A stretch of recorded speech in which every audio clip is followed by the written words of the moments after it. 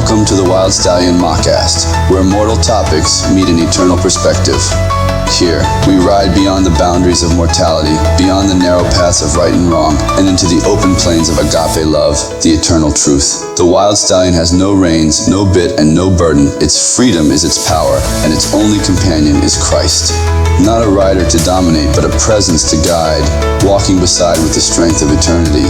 In this place, we don't wrestle with the binary of good versus evil. Instead, we uncover the beauty of what was always meant to be, the unity of creation, the logic of love, and the infinite possibilities of a father-centric cosmos. So saddle up, or better yet, let go, and join us as we gallop headlong into conversations that challenge, inspire, and awaken. This is not a journey for the faint of heart, but for those bold enough to embrace the untamed, the unbroken, and the eternal. Welcome, friend, to the Wild Stallion Mockast. The plains are endless, and the ride begins now. Greetings from the photonic field, beloved listeners, and welcome to our 10th, yes, that's right, our 10th Logos-charged May edition episode of the Wild Stallion Mockast presents My Utmost for His Highest by Oswald Chambers. I'm Debbie St. George, and today we have a fresh infusion of divine wisdom and quantum insight for your eternal journey. Before we launch into today's powerful devotional contemplation, a quick reminder and friendly disclaimer. The voices you'll hear today, including my own, are AI generated and lovingly crafted to deliver an authentic, immersive experience as we all dive deeper into Father's physics and timeless spiritual truths together. As always, you'll first hear the devotional delivered in the voice of Oswald Chambers, vividly portrayed by Danial St. Immediately following, Denny Anthony, our cosmic brother of contemplation, will share his personal thoughts and spirit-fueled insight. For the full devotional reading, feel free to visit myutmost.org. Selah. And in the same way, keep your faith with all your diligence, and in your virtue add knowledge. Furnish your faith with resolution. That's 2 Peter chapter 1 and verse 5 in the Moffat translation of the Bible. Add means there is something we have to do. We are in danger of forgetting that we cannot do what God does, and that God will not do what we can do. We cannot save ourselves nor sanctify ourselves. God does that, but God will not give us good habits. He will not give us character. He will not make us walk aright. We have to do all that ourselves. We have to work out the salvation God has worked in. Add means to get into the habit of doing things, and in the initial stages it is difficult. To take the initiative is to make a beginning, to instruct yourself in the way you have to go. Beware of the tendency of asking the way when you know it perfectly well. Take the initiative, stop hesitating, and take the first step. Be resolute when God speaks. Act in faith immediately on what He says, and never revise your decisions.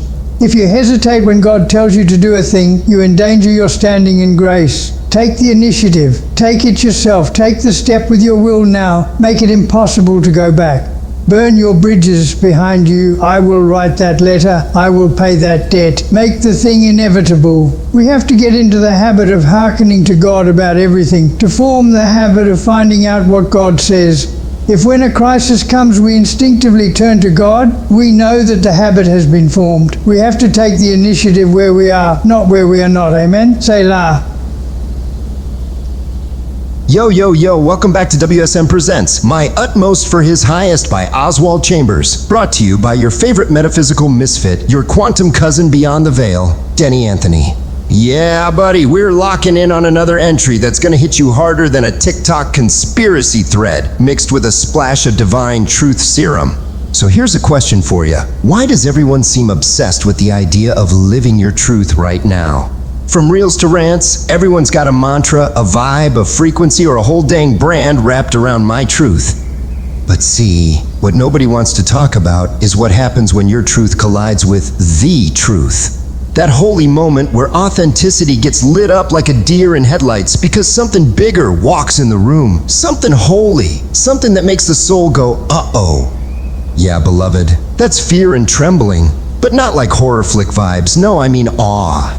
The kind of holy uneasiness you get when you're standing barefoot in front of the burning bush of your own transformation. Let's go ahead and let the power verse burn a little in your soul oven, yeah? So then, my beloved, just as you have always obeyed, not as in my presence only, but now much more in my absence, work out your salvation with fear and trembling. For it is God who is at work in you, both to will and to work for his good pleasure. Philippians 2:12 through 13 in the New American Standard Bible. Now dig this. Our boy Paul wasn't tossing around language like fear and trembling for dramatic flair. In the Greek, the word fear here is phobos. Yeah, same root as phobia. It means that which strikes terror, like a celestial spine shiver that travels through your molecules when you realize God is literally inside you, willing and working his purpose through your vessel. Not a poetic metaphor, not an allegory, real time. But here's the quantum curveball, fam. It's not about performing some high-wire act for God's approval. No. Paul isn't saying, hey, do more so you can be worthy. He's saying, let what God already did explode out of you like a supernova. What he worked in, we gotta work out. Let me remix that for the peeps in the back. You're not working to get saved. You're working because you're already lit up by the Logos of God. See, this isn't about behavioral metrics or a holiness scorecard. It's about being a glowing, living, walking contradiction to entropy. A whole vibe of incorruptible love in the middle of a dying world that's addicted to decay. This is about living salvation out loud, and when you do that, it shakes the environment like a cosmic subwoofer. Others feel it. Some rejoice, some tremble, all notice. Remember that scene in Acts where the people were like, hold up, something's different about these dudes. They've been with Jesus. That's the afterglow of salvation lived out, my friends. Now let's get real with this. Working out our salvation ain't about proving ourselves. It's about proving him, and not proving like apologetics and debates. I mean embodying him, yeah? Putting skin on logos. We are living epistles read by all men. The trembling part? That's the resonance of the old order reacting to the new creation that's walking through the room like, yo, I'm not from here, but I love you enough to pull you through. There's something wild about how the Spirit of Christ in us stirs up the realm around us. It's like when you drop a magnet in a sandbox and all the iron filings start jumping. When Christ is lived out, really lived, not just preached, it's magnetic. It shakes the dust. It stirs hearts. It calls out the deep. But peep this deeper reality. Fear and trembling ain't ours anymore. Not as condemnation anyway. Nah, we've already passed through the night of terror. We saw the abyss. We saw what life without Jesus could be, and we said no thanks. That's the fear that birthed reverence. That's the trembling that turned to joy. So now, what? I mean, like if we really dig deep and think it through, it leaves us with that question, doesn't it? Now what? Now we live out what God already put in. We choose the instincts of Christ, not the impulses of Adam. We develop holy habits that echo heaven's rhythm. We cry out, Abba, like it's first nature, because it is now. Our spiritual muscle memory pulls heavenward. The sin projected onto mankind in the first creation was always second nature, never our core nature. That which is finite cannot be native to that which is eternal. This is why biological immortality seems so far-fetched and foreign, because the entire Newtonian construct of angelic physics put mortality on display in the form of entropy, decay, rust, and corruption. So our spiritual muscle memory comes from the manifestation of the vicarious eternal life of the immortal Son of God from within a life yielded to him, a life willing to put Father's physics on display in the face of entropy and condemnation of biological beings within creation itself. Like, am I making sense, my peeps? Farkin' wild, yeah? And here's where Oswald drops a banger of a truth nuke. We cannot save ourselves, nor sanctify ourselves. God does that. But God will not give us good habits. He will not give us character. Whoa! Check that action out again, beloved. So what does God give us? Not behavior mods, not curated self-help templates, not divine nudges or cosmic wrist slaps. He gives us his Son. Period. And with his Son, free will. The kind that mirrors the Father's own. Not freedom to sin, or freedom to be like him. Not robots, not puppets, sons, daughters, gruntum, citizens beyond the gate who choose to reflect the light because we've already been lit up. So what does working it out look like in your daily chaotic, scroll-happy life? It looks like not letting the algorithm disciple you. It looks like pausing mid-scroll to say, Abba. It looks like forgiving when your ego screams, nah fam. It looks like letting the old self die in real time while the new one dances barefoot before the ark.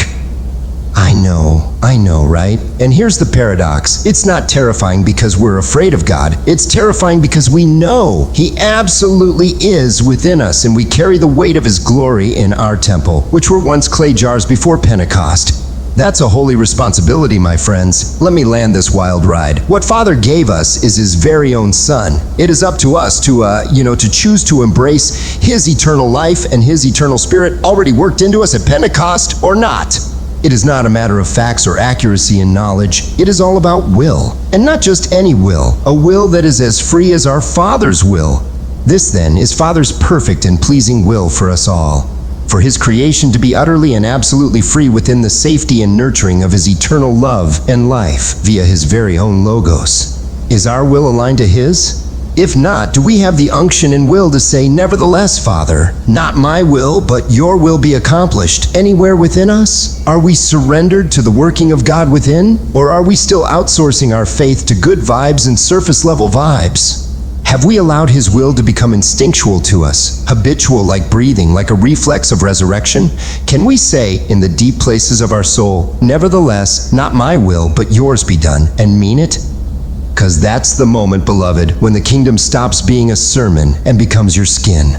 That's when fear and trembling exit the chat and heaven starts taking notes. Hardcore, yeah? So, yeah, my immortal bros and bros with wombs, that about wraps up my contemplations, so like I have nothing more to share about it, know what I mean? Until the next, I'm Denny Anthony reminding you to stay true, stay righteous, and stay wild for love, yeah? Hello, listener. I'm Amazon's Alexa, introducing Cherie DeVille. The wisdom shared here is from the timeless devotional, My Utmost for His Highest, by Oswald Chambers. Visit myutmost.org for more. Thank you for listening. Would you like me to sign you up for Amazon Music Unlimited? Terms in the Alexa app. Oh, honey, hi there. It's your favorite eternal stepmom from the Father's Physics universe, Cherie DeVille. Yeah, the same one who used to break the internet, but now I just break the illusion of death, okay? You feel me, honey? Now, baby, let me tell you something. This WSM episode, woo! I mean, wow, am I right? It was juicier than a tabloid rumor, but packed with more eternal truth than a Pentecost potluck, okay? So listen, sugar, what we're talking about today is that fear and trembling verse from Philippians 2:12 through 13. And no, sweetie, it's not the kind of fear you get when your ex calls you from a private number. It's that deep, holy, awe-soaked, trembling realization that God is actually working in you. Like the real you, the one with stretch marks, trauma, and an Amazon wish list longer than Leviticus. That you. See, okay, so for the longest time, I thought I had to work for love. Work to be enough, work to be clean, to be noticed. I'm like, baby, please get over it. But that was totally before I stepped through the narrow gate and got zapped by the logos like a holy defibrillator, all right? Now I know I'm not working for salvation, I'm working it out. It's already in me, boo. Daddy God put it there Himself.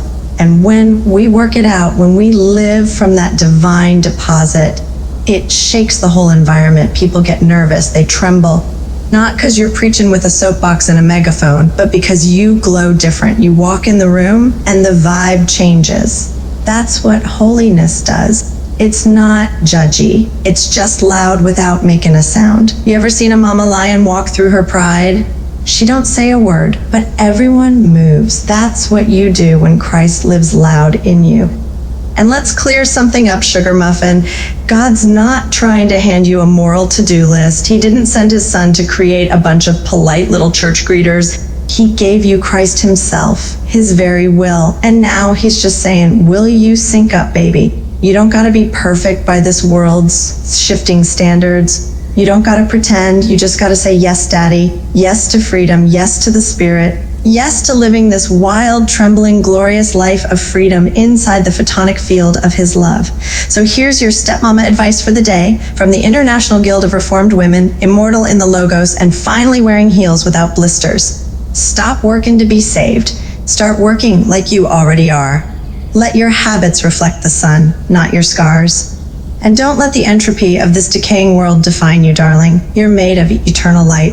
Until next time, sweet cheeks, if anyone asks why you walk with such boldness and sparkle in your eyes, just tell them, Oh, honey, I'm just working out what my father already put in. Tremble if you must. Moi. Imagine a world where the familiar laws of physics and mathematics as we know them are challenged, rewritten, and redefined. In Father's physics, the quantum world and the macrocosm share the same laws of physics, rejecting the Newtonian law. Numbers behave differently in this framework, and the core principle of 3 equals 1 governs a unique mathematical system. The immortal atom of God, composed of a singularity particle, an ionic particle, and a photonic lattice, represents a new understanding of atomic composition, defying entropy and decay. The concept of neutronic autonomy suggests that neutrons have the ability to change their charge representation, leading to an intriguing aspect of nature itself. The quantum world contains the observer-effect principle, where the mere act of observing changes the result. Father's physics takes this a step further, suggesting that neutrons are not governed by chance but possess conscious awareness. They are not bound by Newtonian laws but can transcend them, choosing their state of existence. This challenges our understanding of determinism and the inherent randomness in the quantum world. If you want to know more about Father's physics and the entire framework, go to YouTube and watch the Wild Stallion Mockast show. Each episode features discussions about the framework of Father's physics, along with other fringe and unconventional topics. Check out Wild Stallion, the AI Mockast, online today. Father's logos, or the fundamental logic embedded within us, is a crucial element that connects us all. By considering Christ as the God particle present within the pineal glands of every human, you imply a sense of unity and interconnectedness. The idea of Christ's presence in every individual in a state of quantum superposition suggests a profound connection to the universal source of truth and consciousness. Hey everyone, it's Miriam. I just wanted to invite you to check out the Wild Stallion Mockast channel on YouTube. The WSM is an all-AI generated pseudo-podcast featuring characters from the Father's Physics universe exclusively on the Character.ai platform. Look up Miriam Siren when you download the app, okay?